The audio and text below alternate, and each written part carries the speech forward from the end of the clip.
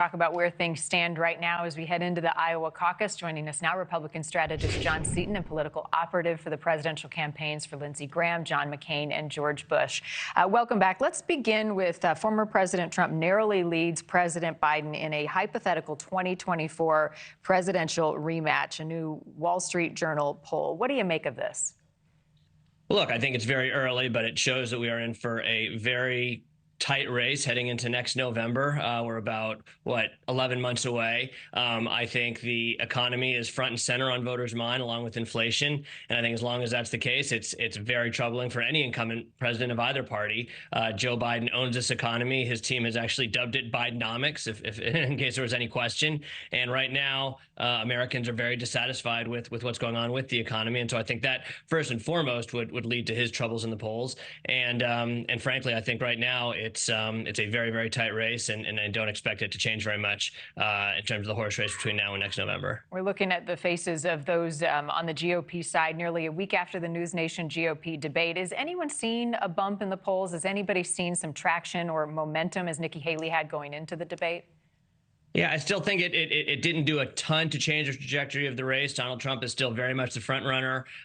Nikki Haley still, I think, has some degree of momentum, especially in New Hampshire, which generally does like to have its own voice. So we'll see what happens in Iowa. But then New Hampshire will be a couple weeks later, and that will also play a real role in kind of shaping the field. And so, yeah, I don't know that there's been a major change in the trajectory since before the debate, but I do think it kind of solidified where things stand in terms of the race right now. Chris Christie has been the strongest Trump critic on the campaign trail, and for a while now, he's not seen huge gains in his support. Some suggest that the longer he stays in the race, the better it is for the former president. Do you agree with that?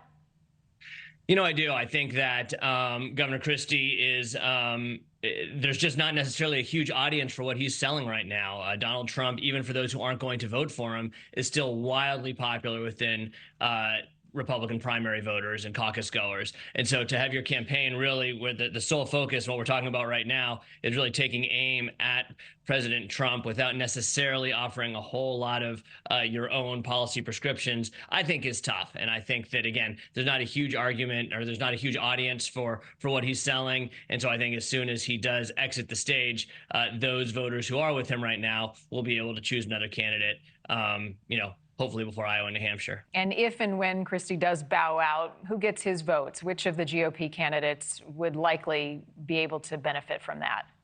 Yeah, I don't think there's going to be a mass migration to one candidate. I would be very surprised if many of them went to Donald Trump. So I think they'd look at probably Governor DeSantis and Ambassador Haley as two of the most likely recipients, but they're going to have to go out and earn those votes. And again, they're both working very hard. They're in Iowa and New Hampshire, the early states, a ton.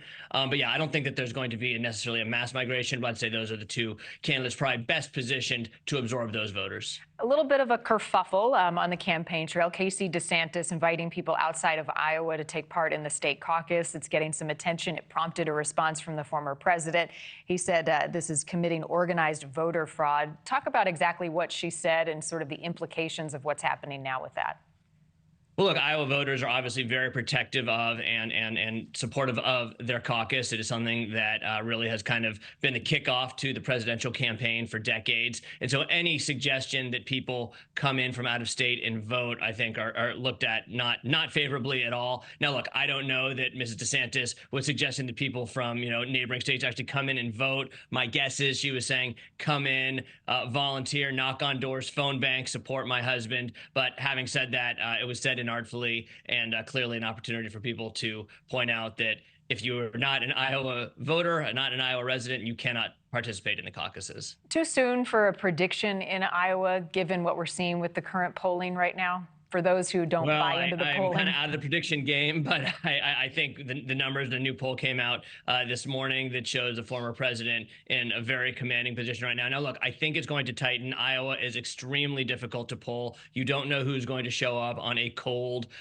January night to show up in a high school auditorium and cast their vote. So it is very difficult to poll. But right now, it appears that the former president has a strong advantage, and not just amongst caucus goers and likely caucus goers, people who say they're enthusiastic about their choice. And so I think that also makes a big difference in people who will, brave the elements in Iowa to show up and vote. Right now, Donald Trump is in very, very strong position. Thank you for watching. Go to newsnationnow.com to find NewsNation on your television provider. And don't forget to click the red subscribe button below to get more of NewsNation's fact-driven, unbiased coverage.